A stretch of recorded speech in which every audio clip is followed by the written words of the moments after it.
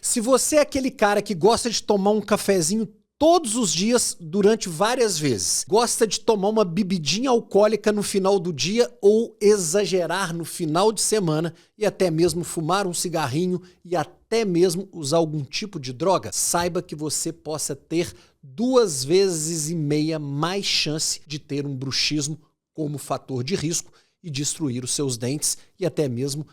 atrapalhar o seu sono e causar dores musculares. Se você está enfrentando algum tipo de problema como esse do bruxismo e tem como rotina essas dicas que eu te dei, vale a pena você tomar cuidado. Procure um especialista que ele pode te ajudar.